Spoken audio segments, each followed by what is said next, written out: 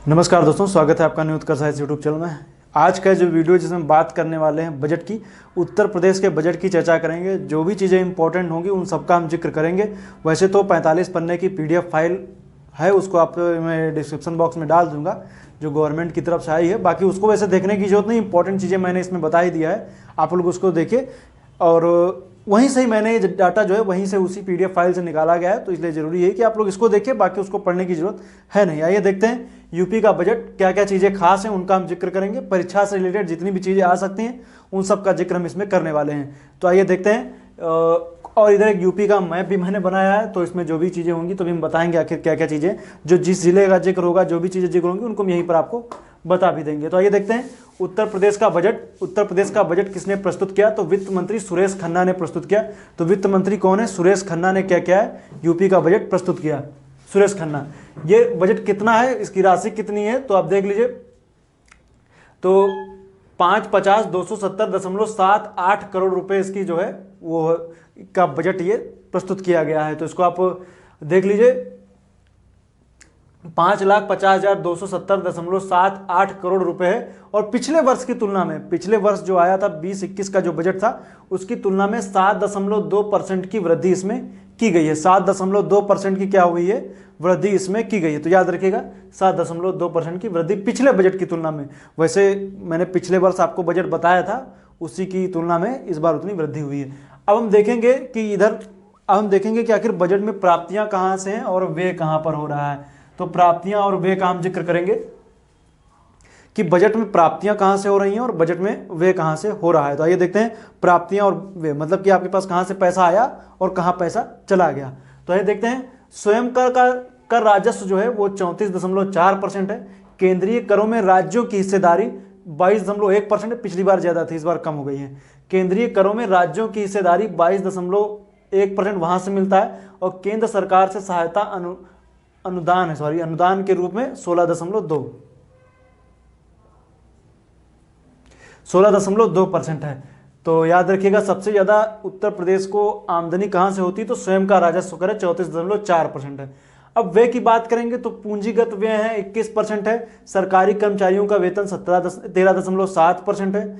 वेतन या सहायता प्राप्त संस्थाओं को 13%, पेंशन 12.7%।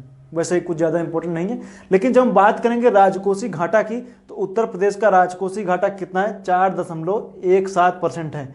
अब हम राजकोषीय घाटे की बात कर लें क्या कि राजकोषीय घाटा होता क्या? पहले मैंने वैसे बता चुका हूं, लेकिन फिर भी थोड़ा सा समझ लीजिए राजकोषीय घाटा होता क्या है। दरअसल जब आय और व्यय के बीच में जो डिफरेंस है उसी को हम राजकोषीय घाटा कहते हैं। अब ये कैसे है? दरअसल जब मान लीजिए आपकी आय जो है वो है 50 रुपए और खर्च जो है वो 100 रुपए है, तो बीच का जो डिफरेंस हो गया वो 50 रुपए, वही क्या कहलाता है? राजकोषीय घाटा कहलाता है। मतलब दोनों आय आपकी, कहते नहीं आमदनी अठन्नी खर्चा रुपया, आप सुने होंगे। तो उसी तरीके कहने का मतलब यही है कि जब आपकी आमदनी जितनी होती है उससे ज़्यादा खर्च जब उससे ज़्यादा हो जाए तो उसी को हम क्या बोलते हैं? राजकोषीय घाटा बोलते हैं। तो आमदनी जितनी है उसके और जितना आपका खर्च हो रहा है उसके बीच में जो डिफरेंस है, अब इन दोनों के बीच में डिफरेंस मान लीजिए जैसे मैंने बताया कि 50 रुपये आमदनी है और 100 रुपये खर्च है। तो अगर जो मैं कहूँ कि मेरी आमदनी 100 रुपये है और मेरा खर्च 200 रुपये है, तो ये कोई कैसे मान सकता है कि आखिर आमदनी आपकी 100 है, खर्च 200 कैसे हो सकता है? आपके पास पैसे का कोई स्रोत होगा, कहाँ से आप जो खर्च आप एक्स्ट्रा कर रहे हैं वो कहाँ से लेके आ रहे हैं? अर्थात आपके 50 रुपए की अगर इनकम है और आपके खर्च 100 रुपए के हैं, तो आप इस बीच का डिफरेंस 100 रुपए कहाँ से लेकर के आ रहे हैं? उसी तरीके से जो राजकोषीय घाटे में जब सरकार का खर्च आमदनी जितनी है उससे ज्यादा जो खर्च होता है, उसी के बीच जो डिफरेंस वही राजकोषीय घाटा है। तो ये आया पैसा कहाँ से? पैसा आता है जब आप क्या करें, मतलब जब सरकार अपनी संपत्तियों को बेच देती है इस तरीके से, या बैंक से लोन वगैरह ले ले, तो उससे तभी तो आपके पास पैसा आएगा। मान लीजिए जैसे मैंने कहा कि मेरे इनकम 50 रुपये, खर्च 100 रुपये है, तो आपके बीच में जो डिफरेंस 50 रुपये का है ये आपके पास कहाँ से आया? तो इस 50 रुपये आने के स्रोत क्या है? परिसंपत्तियों का बेच दिया जाना। मान लीजिए कोई संपत्ति जो है सरकार की उसको बेच दिया जाए, या बैंक से लोन वगैरह ले लिया जाए, तो उससे ही क्या होती है? एक्स्ट्रा पैसा उसी से जो होता है वही होता है। तो इसी के बीच में राजकोषीय घाटा जो यूपी का है वो 4.17% है। और राज्य की ऋणग्रस्तता जो है वो 28.1% है। तो इसको याद रखिएगा। वैसे बहुत ज़्यादा इंपॉर्टेंट नहीं है।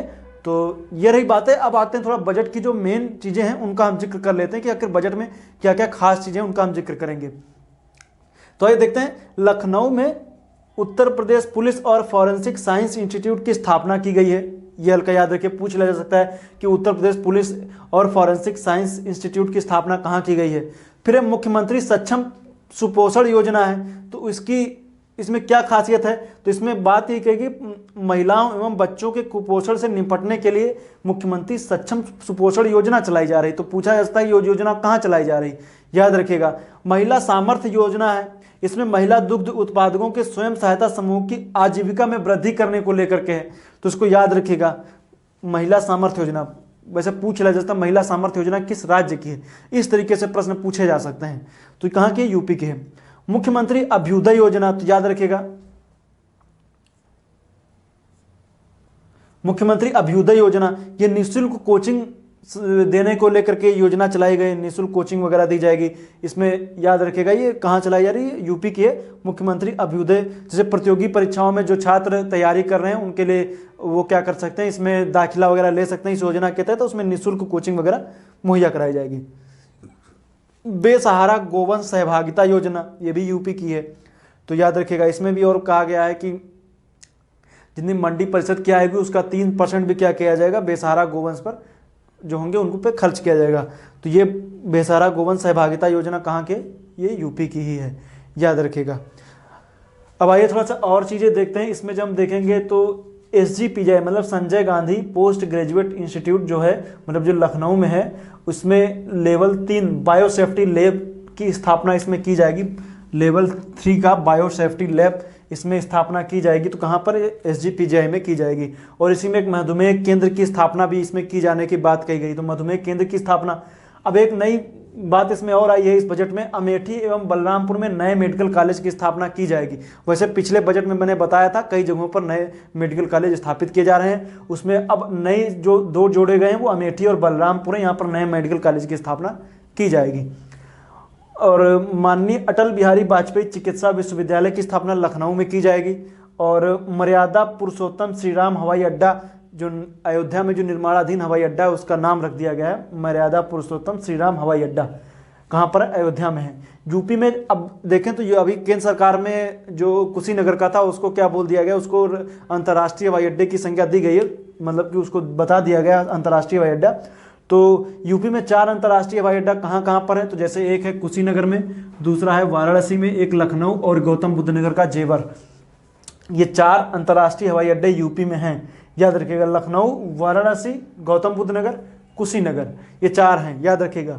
मेरठ में एक नए स्पोर्ट विश्वविद्यालय की स्थापना की जाएगी, तो स्पोर्ट विश्वविद्यालय की स्थापना कहाँ की जाएगी, मेरठ में की जाएगी। मेरठ में स्पोर्ट विश्वविद्यालय की स्थापना, और आप जान ही रहे खेल कूद के सामान के लिए मेरठ प्रसिद्ध भी है, तो उसी के तहत आप मेरठ में नए स्पोर्ट विश्वविद्यालय की स्थापना की जाएगी। तो याद रखिएगा ये जो चीज़ें थी, बाकी जो मैंने चीज़ें बता रहा हूँ, वैसे पूर्वांचल एक्सप्रेसवे और इन सब एक्सप्रेसवे भी निर्माणाधीन है, वैसे आप लोग उनको हल्का सा दिमाग में रख सकते हैं। इसके पहले का जो बजट था उसमें मैंने चर्चा कर रखी है उसके बारे में, बाकी आप लोग इसको पढ़िए। PDF फाइल मैंने नीचे दे दिया, डिस्क्रिप्शन बॉक्स में देख सकते हैं। वैसे कुछ खास जरूरत है नहीं देखने की, लेकिन फिर भी देखना चाहें तो उसको आप पढ़ सकते हैं। तो मिलेंगे नेक्स्ट वीडियो में, तब तक के लिए आपका बहुत बहुत धन्यवाद। जो इंपॉर्टेंट फैक्ट है, वित्त मंत्री याद कर लीजिए कितने का बजट है, जो कोई वनडे एग्जाम होते हैं उनमें ये सब बहुत पूछे जाते हैं, कितने का बजट है, तो ये फैक्ट याद रखिए, ये आंकड़ा याद रखें, कितना अधिक है ये आंकड़ा याद रखें, सबसे ज़्यादा प्राप्ति कहाँ से हो सकती है याद रख सकते हैं, राजकोषीय घाटा कितना है ये याद रख सकते हैं,